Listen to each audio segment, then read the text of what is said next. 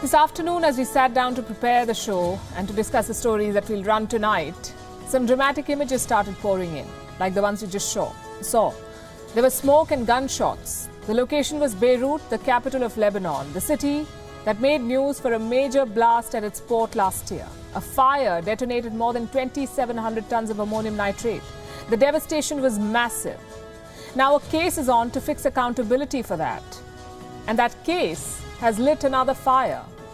What we saw today was a political explosion, a major clash. Within minutes, the army was called in, tanks rolled in. It was incredible. 1 minute, there's a political rally on a regular Thursday afternoon in Beirut. Another moment, there's a burst of gunfire. The army cordons off the area. 6 people are killed, some of them reportedly shot in the head. More than 30 others were injured. The situation is still precarious. On Gravitas tonight, we'll bring you up to speed with what's happening in Lebanon and how today's incident exposes the political tinderbox that the country has become. Also on the show, have big tech companies entered the business of war? Almost 500 employees of Google and Amazon write an open letter to unmask their managers. Chinese human rights are not our concern, says the International Olympic Committee. The same committee that denied China hosting rights 20 years ago. What has changed now? A special report on the IOC's hypocrisy.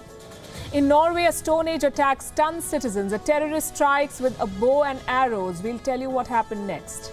And the US Food and Drug Administration has set new SALT goals for processed food makers. It's a story that impacts all of us. We begin as always with Gravitas Global Headlines. Bangladesh Prime Minister Sheikh Hasina assures strong action against perpetrators of violence during Durga Puja festivities. Prime Minister Hasina says it does not matter which religion they belong to. They will be hunted down and punished. At least 46 people killed due to a fire in a residential building in the southern Taiwanese city of Kaohsiung. More than 40 others have been injured. Authorities are still investigating the cause of the fire. Kenyan long-distance runner Agnes Tirop found dead in her home, says the country's track federation. The two-time World Championships bronze medalist was found with stab wounds in her abdomen and neck. Her husband is a suspect in the case, says Athletics Kenya. Amid the supply chain crisis, U.S. President Joe Biden announces that the Port of Los Angeles, which has recently suffered a record backlog, will expand to 24/7 operations to ease supply chain bottlenecks ahead of the holiday season. Biden also warns big companies that he will call them out if they don't step up to ease these bottlenecks. Japan's ruling party makes unprecedented pledge to double defense spending in a bid to counter Chinese aggression in East China Sea. Japan's defense spending could go up to 2% of its GDP, which is currently capped at $50 billion or 1% of its $5 trillion GDP. Prince William says that entrepreneurs should focus on saving our planet rather than vying for space tourism. Some of the world's greatest brains and minds fixed on trying to repair this planet, not trying to find the next place to go and live. In what is seen as a thinly veiled swipe at billionaires heading to space. A crew of roughly 1,500 firefighters is battling the fast-moving Alisal fire in California. The fire was within half a mile of former President Ronald Reagan's ranch, say officials. Firefighters have so far successfully steered the fire away from the ranch.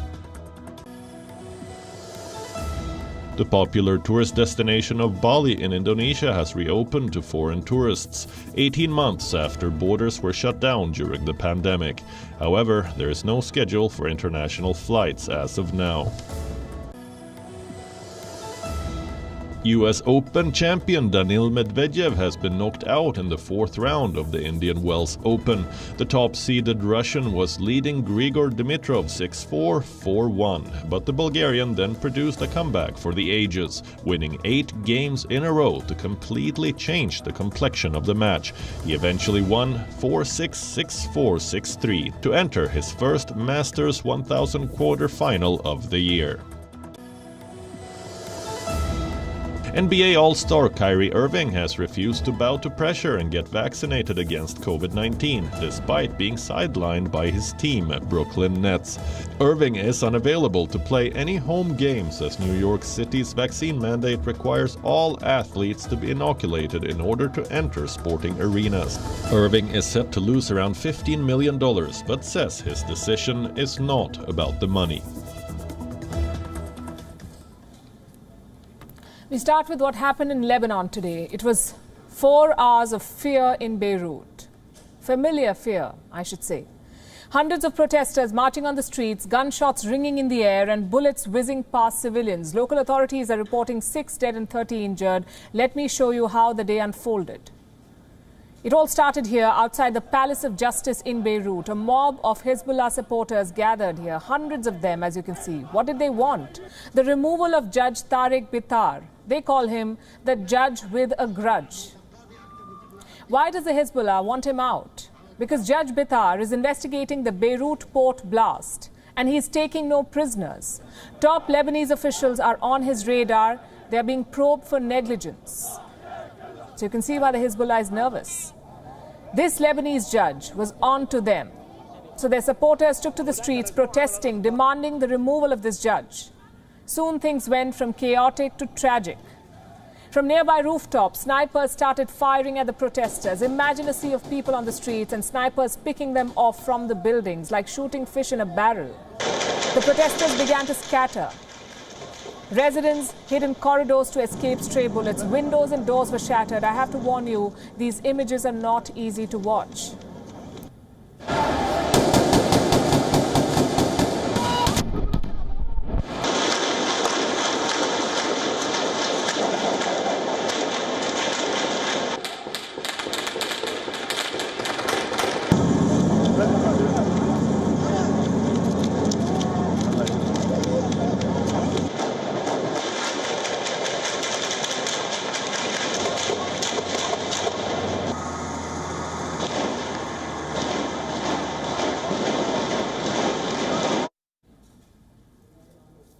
Not far from this violence was a school, and these pictures are from inside the school.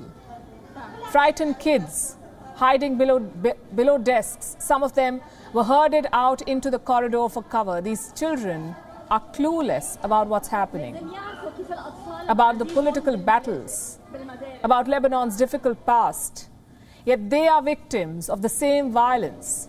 As reports of gunfire emerged, the Lebanese army arrived, and they arrived ready for battle. They brought tanks, armored vehicles, snipers, Kalashnikovs and grenade launchers. They cordoned off the area and began their operation. It took 4 hours to restore calm. And remember, this is Beirut calm, still a very delicate situation. We don't know what happened to the shooters, who they were, why they attacked and where they disappeared to. The Hezbollah are blaming the LF, or the Lebanese forces, a Christian party with close ties to Saudi Arabia. But their leader has denied these charges. Our correspondent Gary Francis has been tracking the standoff in Beirut. She sent us this report earlier today. This is where it all started in Beirut. As you can see, the signs of clashes are still here. The security forces are still investigating, and the intelligence forces for the Lebanese army are still on the ground. They've initiated the process of finding the perpetrators and who started it all. Up so far, 10 have been identified as per local media. Putting everything into context, I'm standing here in the street that is in a very volatile area. It reminds of many phases of the civil war in Lebanon. Right here, this street is called Sami Sulh. It is basically the junction between the Tayouni Square, where the snipers started gunfires, and the Justice Palace, which is in the end of the road. Protesters were coming as per the call of Hezbollah and allies. Protesters were going and headed towards the Palace of Justice when this all started. In this ally, as the investigation is still ongoing, and up so far nobody has been arrested, but the Lebanese army says that they are on it. For Lebanon, these scenes are all too familiar. Tanks on the streets, rocket launchers, gun battles. This was everyday life in Beirut from 1975 to 1990. That was Lebanon's civil war. The fighting ended 3 decades back, but Lebanon still has not recovered. The society is divided, the politicians are disinterested or corrupt. Warlords and militia still call the shots. The result? What we saw in August last year. I'm sure you remember these pictures. The massive mushroom cloud rising over the Beirut port. More than 2,700 tons of ammonium nitrate was just lying around. No safety protocols. That blast killed 218 people. 7,000 others were injured and 300,000 were left homeless. 300,000. More than a year has passed, but there has been no justice. Sure, some port officials were arrested, but what about the real culprits, the corrupt leaders and the ministers who failed to do their job? They are still enjoying life. And this, unfortunately, is the story of Lebanon. The leaders prosper while the people suffer. Let me show you some numbers. The Lebanese pound has lost 90% of its value. 80% of the country lives in poverty, and inflation is higher than anywhere else in the world. The international community has been giving aid, but it's not reaching the people. For 13 months after the Beirut explosion, Lebanon did not have a government. That's right. 2 interim prime ministers were appointed. Both of them failed to form a government. 13 months. The third one has succeeded finally. That's billionaire Najib Mikati. But the Hezbollah is breathing down his neck. There is only one word to describe Lebanon, and that is dysfunctional. It's sad, but it's true. A broken system led to the Beirut blast, and that same broken system is delaying justice. It is intimidating investigators. It is creating chaos. Lebanon's war may be over, but its ghosts live on in Beirut. Let's go straight to Beirut. My colleague Gary Francis is joining us live from there. It was a difficult day for the people of Beirut and Lebanon, Gary. You've been tracking the situation on the ground. What's it like at the moment? Actually, I'm standing at the point, it's called Ain al-Ramani Shiyah. This is the point where the actual civil war started. And actually today, there were clashes on the same street. It's like the Christian area is to that side and the Muslim area is onto this side. Right now, it's peaceful all around. The injuries have been reported to be 37 and 6 deaths up so far. No one has been identified, the army or the Minister of Interior. Nobody said, not even one name of the perpetrators or the snipers. But things are getting back to the normal on the streets inside Beirut. And the entire row, we understand, is over Justice Tariq Bitar. He's leading the investigation into last year's port explosion. The families of the victims, I understand, support his appointment. But does he have the freedom to do his job, especially after what happened today? He's known to be one of Lebanon's most independent judges. He's been a judge for 22 years. He's 47 years old. Tariq Bitar has faced and stood up for the oligarchy and for powerful people in the country.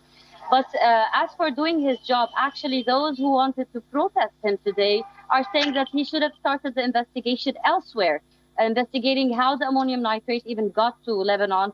And they are really protesting the idea that he wants ministers and politicians to be questioned. He sought to question these powerful names in the country, very big and powerful names. And this is their protest. But then again, the judge's point of view is that these are the papers in front of him, and this is where he should start. He hasn't made any press release, only bits and pieces here and there off the record that have been perpetuated in the media.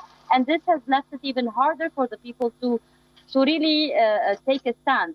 But most of the Lebanese people want the freedom and want the justice for the people and the victims of the Beirut port blast. It's just that the polarization of the country has taken this to a totally different level. The port blast, as we've been reporting, killed more than 200 people. No one's been held accountable, as you've also pointed out. Is there a fear, Gary, that an inconclusive investigation or a delayed investigation could spark more violence in the days ahead? Absolutely. This is basically the number one fear today for the Lebanese people. And it has been openly stated, and what we saw today is an open exercise of what that could be. In the middle of the polarization of the country, and you have the supreme leader of one of the largest political parties in the region, not only in Lebanon, and one of the most powerful, when you have Sayyid Hassan Nasrallah stating openly that we want this judge out or else, the word or else, and then you have that on the table of the cabinet last night, and now as we speak, the Lebanese president is live and saying something about that. This has taken a different stance. It is violence is one of the options, and actually resigning from the government and bombing that very fragile political arrangement that has been done most recently with the new government is also another option. And we can never know where would that escalate. But what we saw today is just a little bit of the example of what worse can happen. Kari Francis, thanks very much for that update and for putting this in perspective for us. And stay safe. Thanks very much for holding fort for us there. West Asia is on the boil yet again, and this time the Silicon Valley could profit from the spike in tensions. The global arms bazaar is witnessing the rise of some new suppliers. Google and Amazon, big tech, are the new merchants of war. They haven't started making weapons, but they're militarizing their innovations and selling them to the highest bidders. These deals often go unnoticed. So far, Google and Amazon have managed to fly under the radar, but now their own employees are standing up. They're openly rebelling against their bosses. Nearly 500 Amazon and Google employees have spoken out. They have revealed how these companies sell dangerous technologies around the world. These employees have written an open letter, and we have a copy with us. It came out this week. What does the letter say? It describes how Google and Amazon have been bidding for defense and security contracts. The employees say that the contracts fit a pattern of militarization, lack of transparency, and avoidance of oversight. The letter draws attention to one contract in particular. It is called Project Nimbus. What is it about? Israel wants a cloud service system. The system can be in the form of services and apps that run on the internet. Now, the Israeli military and the government will use it. Earlier this year, Israel gave Amazon and Google the contract to build this cloud service. And this deal is worth $1.2 billion. So there's big money involved. But what will this cloud service actually do for Israel? Google and Amazon employees say that this technology will be used to target Palestinians. And they make some very specific and damning charges. I'm going to read some specific parts of that open letter now. This is what it says. The contract was signed the same week that the Israeli military attacked Palestinians in the Gaza Strip, killing nearly 250 people, including more than 60 children. It then goes on to say, we cannot look the other way as the products we build are used to deny Palestinians their basic rights, force Palestinians out of their homes, and attack Palestinians in the Gaza Strip. Actions that have prompted war crime investigations by the International Criminal Court. But this is not just about Israel. Apparently, the Israelis are not the only customers of Amazon and Google. These companies have cashed similar contracts across various wings of the U.S. government too, like the U.S. Department of Defense, like the Immigration and Customs Enforcement Department, and the social and local police departments. Consider these numbers. Since 2016, Amazon has taken more than 350 contracts with U.S. military and federal law enforcement agencies. Google has taken more than 250 contracts. Why are these companies taking so many military tech contracts? Because they make billions from them. And Google and Amazon are not the only ones bidding for these contracts, by the way. Every major technology company has a finger in this pie. Let me show you more data. Since the year 2004, the U.S. government has spent almost $45 billion in big tech contracts. These contracts went to 5 companies: Amazon, Google, Facebook, Microsoft, and Twitter. And this is what we found just from the disclosures of the U.S. government. But big tech is selling this technology all over the world. So you can multiply these figures. And you can only imagine how lucrative this business is for them. And Amazon and Google are the biggest winners of this boom, which is why they're also under the maximum scrutiny. The employees of these companies are now protesting. They oppose these dealings and they question the decisions of their government, of their management, Look at what happened at Google in 2018. The company was working on something called Project Maven. This was for the U.S. Department of Defense. Google's engineers were asked to build artificial intelligence that tracks moving targets for drones. There was a massive protest. More than 3,000 Google employees signed a protest letter. 12 employees resigned from the company in protest. Google's management was forced to submit to their demands. The company eventually had to decide to not renew the contract with the US government. Same with Amazon. It was selling facial recognition technology to the US government. Just listen to the features they offer. Reports say Amazon's facial recognition can detect violent content like blood, wounds, weapons, self-injury, corpses, and sexually explicit content. In a later update, the company said that the same software, facial recognition software, can also detect fear. Sounds creepy, and it is. Who got access to this facial recognition technology? American agencies that conduct mass raids and separation of families on US borders. They use this Amazon software. Amazon employees called on Jeff Bezos. They demanded that the company cut ties with US law enforcement agencies. That hasn't happened yet. But the pressure is very much on. Some of these companies have found a workaround. Big tech firms use third parties to keep working on military tech contracts, so the heat is not on them directly. And they're willing to sell their services to anyone who can pay them.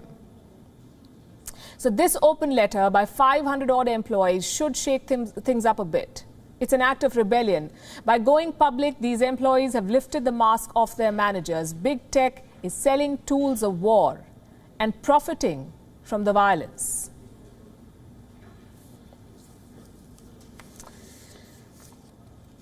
Now, talking of fearlessness, do you think who could do with a dose of that? The IOC, the International Olympic Committee. They're ignoring one of the most important aspects of sport. Its political impact. Sports has always been political, we know that. Some use it for positive change, like Muhammad Ali during the Vietnam War. Others use it for evil propaganda, like Hitler and the 1936 Berlin Olympics. 85 years later, another evil regime is planning a repeat, and that's China. They are hosting the 2022 Winter Olympic Games. Once again, sports is the target to spin propaganda, to whitewash genocide, and to erase human rights violations. What is the IOC doing about this?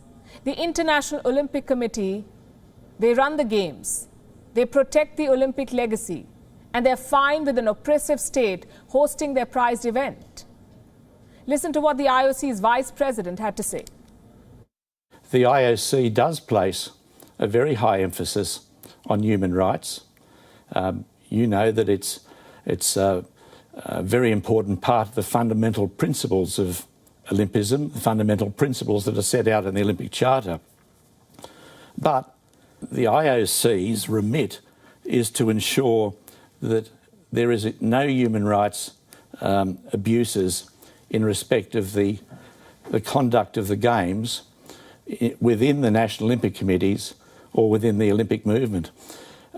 We have no ability to go into a country and tell them what to do. All we can do is to award the Olympic Games to a country under conditions set out in a host contract, and Brisbane's got it, and then ensure that they are followed. What do you make of that? We care about human rights, but only when our athletes are affected, only when the games are affected. What happens outside is none of our concern. Well, we've got news for the IOC. Human rights do not come with conditions. That's the whole point of calling it human rights, not athlete rights, not Olympic rights, human rights. They apply to everyone. To me, to you, and to the 1 million Uyghurs incarcerated by Xi Jinping. Who will speak up for them? The IOC says it is none of their business. They just award the contracts. They cannot tell a country what to do. Well, fine.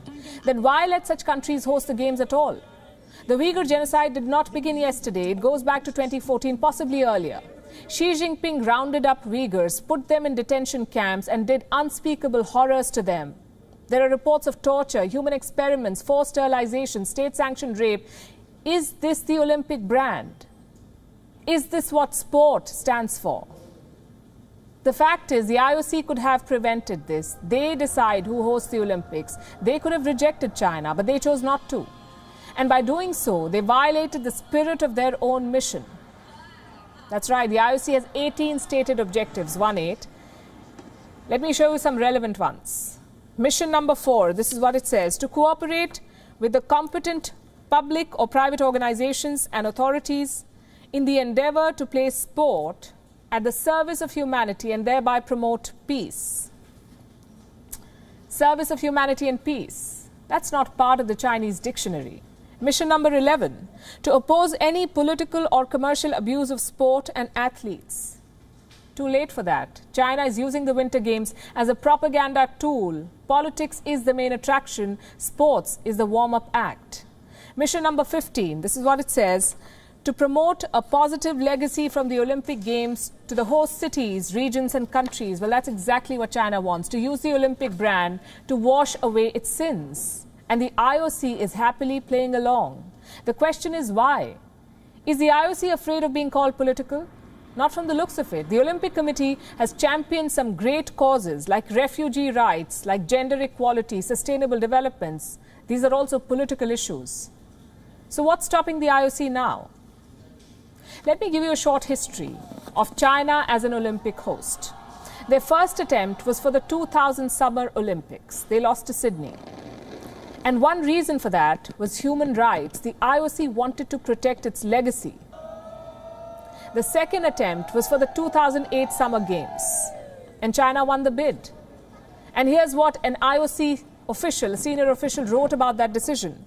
The decision in 2001 to give the Games to China was made in the hope of improvement in human rights, and indeed the Chinese themselves said that having the Games would accelerate progress in such matters. How wrong they were. China's human rights record slid further after 2008. This time around, there is no conversation of human rights. The IOC says it's not our job. So do you see the trajectory here? In 2000, China was rejected. In 2008, they were accepted with a warning. And in 2022, they have been embraced, no questions asked. What has changed in these 2 decades? China's economy, that's what has changed. The IOC needs Chinese money. They need Chinese sponsors. And for that, they have abandoned moral obligations. And why just the IOC? The sponsors are equally complicit. The likes of Intel, Coca-Cola, Airbnb, Samsung, Toyota. They're all pumping millions into the Beijing Winter Olympics. They're all indirectly supporting the Uyghur genocide. Xi Jinping may get away with it in 2022. But remember, so did Hitler in 1936. And we all know what happened next. 1936 was Hitler's Olympics. It is remembered for Nazi cruelty, not sportsmanship. The same legacy awaits Xi's Winter Olympics. Now, it's not often that a tragedy is called bizarre, but something happened in Norway, and it checks all the boxes for an exception. This story is all things bizarre. We begin with a map. Not too far from the capital city of Oslo is a small town called Kongsberg. It is home to nearly 28,000 people, not really well known outside Norway, but now it's in international headlines. On the 13th of October, people around the world were talking about Kongsberg. Why? Because a blast from the past. Prehistory, to be specific. A man staged a Stone Age style attack in Kongsberg. He went around killing people with a bow and arrows. Imagine this, it's around 6 p.m. in the evening, it's fall, Thanksgiving is around the corner, so locals are at the town center meeting people, buying things from a supermarket. In walks a man carrying a quiver on his shoulder. There are arrows in it and a bow in the man's hand. And before you know, this man is shooting arrows at you. It's unbelievable, but this is exactly what happened in Kongsberg. Now, mass killings are very rare in Norway. Mass killings with bow and arrow, well, that's unheard of. Reports say people ran for their lives. Eyewitnesses say they heard screams, the kind they had never heard before. One thought that she heard death cries. Here was a man moving around the town center with a bow and arrow, shooting random people. At least 5 people died. Photos from the scene flooded social media. In one, a black arrow was seen sticking out of a wall. There were arrows lying on the floor too. The scene of the terror attack looked like a rogue archery championship, a death game. Norway's reaction was equally bizarre. It was the last day of Prime Minister Erna Solberg's government, so the outgoing and the incoming administration came together to discuss if this incident can be called a terror attack. Listen to this. I want to underline that if it's terror-related, we don't know if it's a political attack that has taken place. The police will have to investigate that. The police are saying that they don't know if it's an act of terror. Well, what really is an act of terror? An episode that instills fear in people's mind. And from what I read, the locals are petrified after these attacks, and understandably so. So why is the government shy of calling a spade a spade? Well, the problem lies in living in denial or making up for being unprepared. We'll get to that in a bit. First, let's introduce you to the terrorist. Who is the man, the bow and arrow man? 37 years old, not a Norwegian, he's Danish. This man has a history of health problems. He recently converted to Islam and has been on the radar since. Right now, he's in police custody, and reports say he has implicated himself in the attacks. Reports also say that this man was previously flagged for radicalization. Clearly, the authorities did not do enough about it. Like I said, this country is not really familiar with mass shootings. There have been some stray incidents, like in 2011, for example, when a terrorist killed 77 people in bombing and mass shooting. This man was handed Norway's maximum sentence, that's 21 years in jail, and the country moved on. There's been no major terror incident since. So this bizarre bow and arrow attack is in fact the deadliest attack that Norway has seen in a decade, which should be good news. But it also means that the forces are unprepared to deal with something like this. I'll tell you why. There were among the 3+ people that this terrorist injured, one was a police officer. Now, he could have neutralized the terrorist. He could have saved some lives, perhaps, but he failed to because he did not even have a gun. And this is something that you may not know. In Norway, most police officers do not carry guns. They also need prior permission to fire a gun. That will change now, we are told. After the Kongsberg incident, officers have been asked to carry guns with immediate effect. But that's a reactive measure, and that's where the problem lies. The bow and arrow attack has shown the Scandinavian country that terror does not follow a pattern. It does not have a weapon of choice. Being spared by terrorism does not mean being terror-free. The world must be prepared to fight terror. Terrorists with rocket-propelled grenades, like in Beirut. Terrorists with an air force, like the ones sitting in power in Afghanistan. And terrorists fresh out of Stone Age, like the bizarre attack in Norway. Speaking of bizarre, Donald Trump could win the 2024 presidential race. I'm not the one saying this. American bookies are. They say the market is placing its bets on Trump.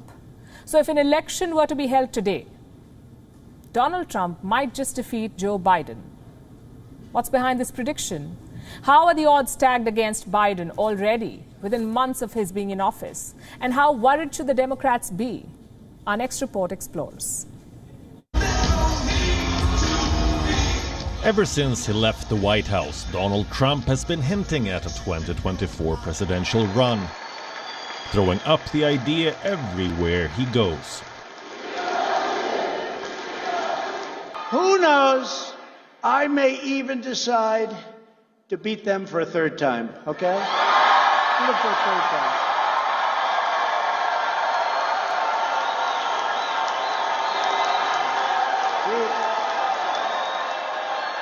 We won the election twice.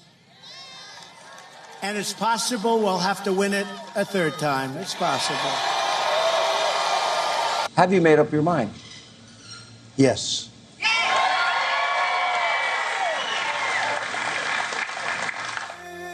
There's no doubt he wants to run for president again.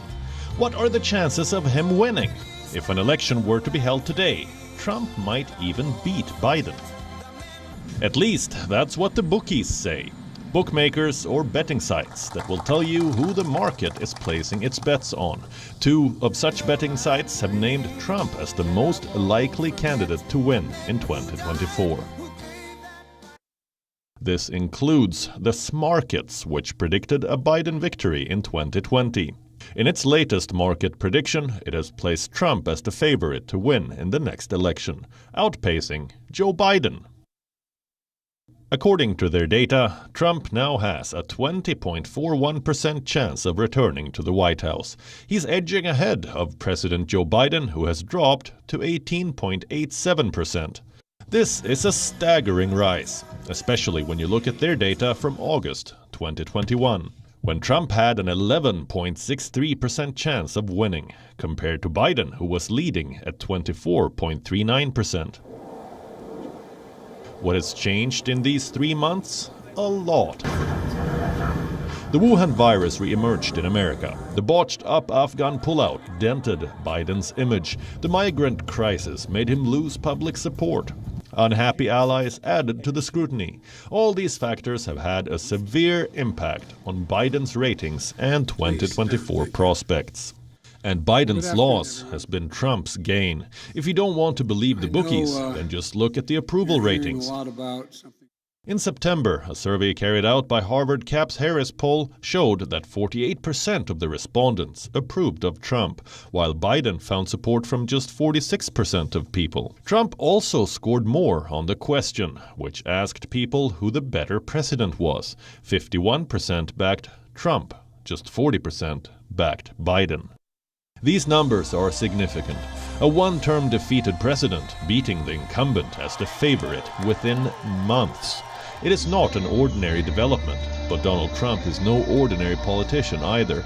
He is what they call a disruptor, a sort America hasn't seen before. He has changed the landscape of American politics, disrupted every existing political norm. So will we see him return as the disruptor-in-chief in 2024? Who knows? A Republican president will make a triumphant return to the White House, and I wonder who that will be. I wonder who that will be.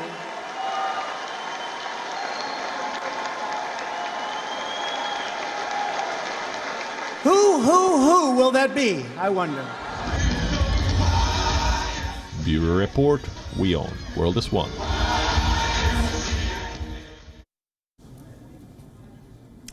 There was a big robbery in the Great Britain this year. It happened during the first 6 months of 2021. Billions could have been stolen. The victims could include thousands of Brits. The robbers still remain at large. They're operating from the shadows and they could strike again any time.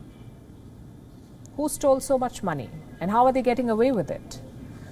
Online fraudsters. Britain is now being called the bank scam capital of the world. That's because incidents of online scams are breaking records in this country. In the first 6 months of 2021, $1 billion was stolen. Bank scams in the UK have gone up by 30% since last year. Two reasons why. One, the UK's super-fast payments infrastructure, which makes money transfer less secure. And two, weak policing of fraud-related crime. The Brits are also seen as easy targets because of their language, the one they use to rule the world. Well, experts say the wide use of the English language makes the UK, quote-unquote, an ideal global test bed for scams. So scammers target victims online in English. They test their tricks and then they target English speakers around the world. How do they find their targets? Once again, on the internet. These scammers are buying batches of leaked personal data of customers from the dark net. After they get those details, they go after them. All these factors make Britain a hotspot for financial crime, and this does not come as a surprise. For years now, the UK has allowed criminals to get away with stealing millions from all over the world. Defaulters have found a new home in London. And who would know better than India about this? First, it was business tycoon Vijay Mallya. He defaulted on loans worth well over $1 billion. India is trying to extradite him. Not much luck so far. Same is the case of Nirav Modi. He committed a $1.8 billion fraud. He too is fighting his extradition. Successive British governments have failed to curb money laundering because the support to financial corruption in the UK is institutional. From banks to blue chip law firms to prestigious schools, they've all enabled the whitewashing of dirty money. In 2019, a Transparency International survey exposed this system. They analysed 400 corruption and money laundering cases. What they found was shocking. Nearly 600 businesses, institutions and individuals in the UK helped in laundering money for the corrupt. 600. How much money are we talking about here? more than $400 billion. The scale of corruption is mind-boggling. Just look at how many companies touch this dirty money. 118 luxury goods and services firms, 81 law firms, 86 banks and financial institutions, 62 accountancy firms. This includes the big four auditors, KPMG, Ernst & Young, Deloitte and PricewaterhouseCoopers. They were all engaged in cleaning money for their clients. Even educational institutions accepted suspicious funds. 178 of them took more than $5 million. This includes prestigious independent schools like Charterhouse and Harrow, and world-class British universities like University College London and the University of St Andrews. Financial corruption plagues the United Kingdom, and it shows on the streets of London. Reports say more than 42,000 properties, 42,000, in London are owned by offshore companies, meaning their ownership remains hidden from the world. Luxury property in London is the favourite way for the corrupt to hide their cash. Ask Nawaz Sharif. 3 offshore companies set up by his children owned at least 6 upscale properties overlooking London's Hyde Park. That revelation had led to the ouster of Nawaz Sharif. Guess where he went to avoid jail time for his crimes? To London. Where else? Nawaz Sharif lost his job and his career in politics so far due to his tainted properties in London. Well, that's some punishment, if not adequate. But what about British politicians? They face no action for allowing financial crime to thrive in their country. And now this plague has reached their citizens. Financial criminals are stealing their hard-earned money.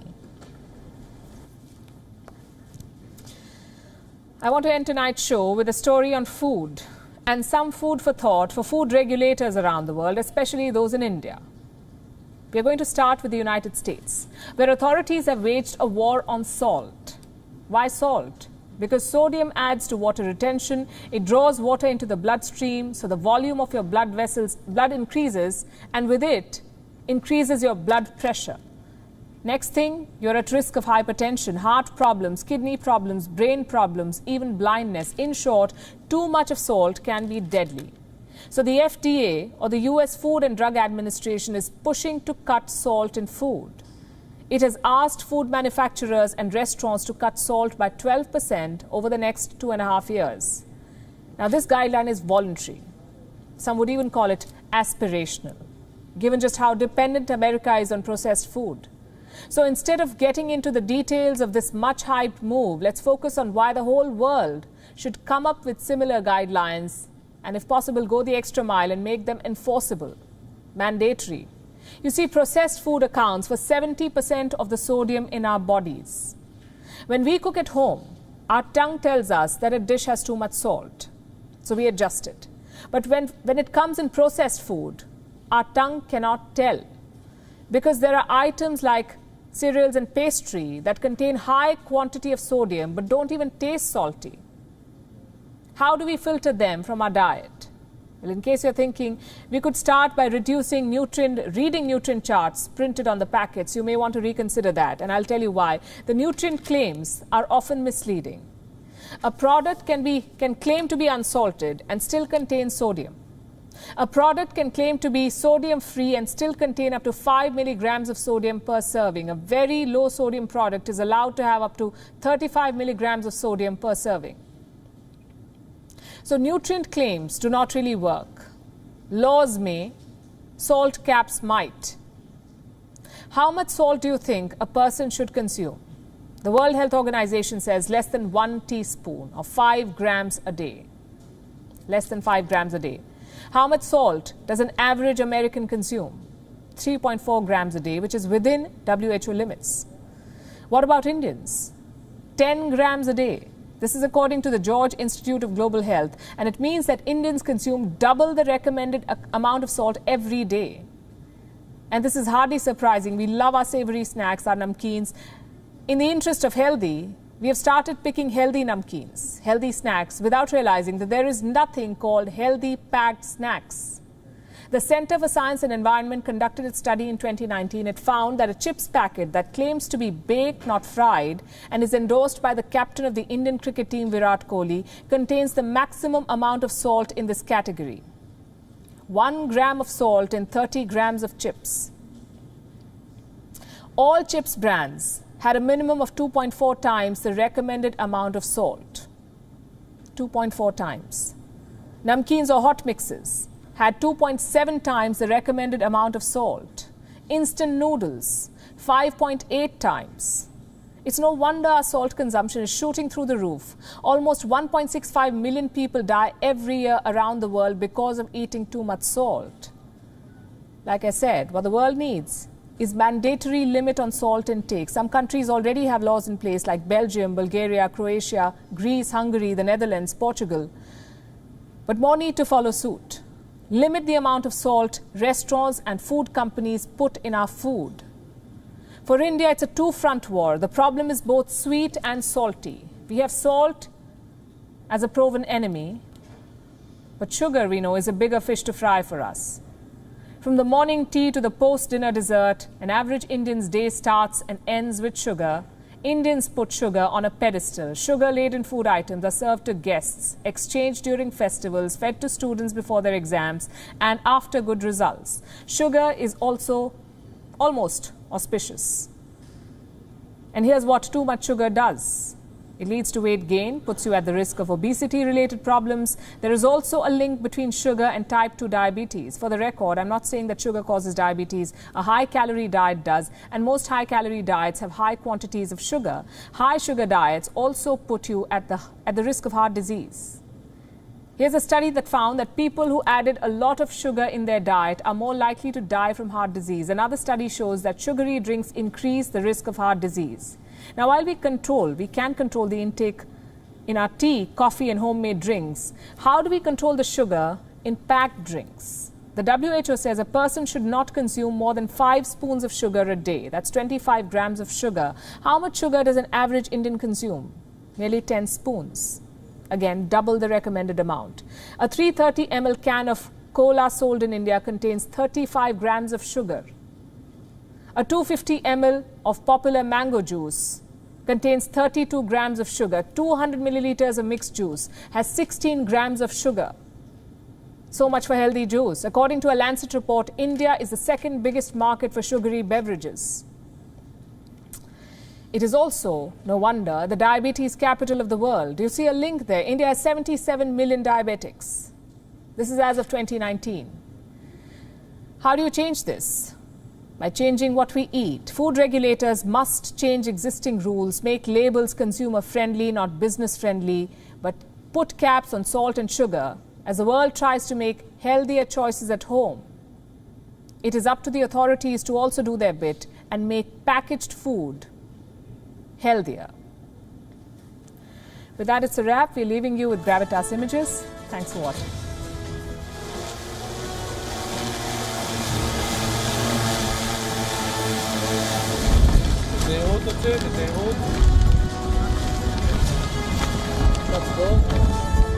וואי, תודה רבה. איזה כיף.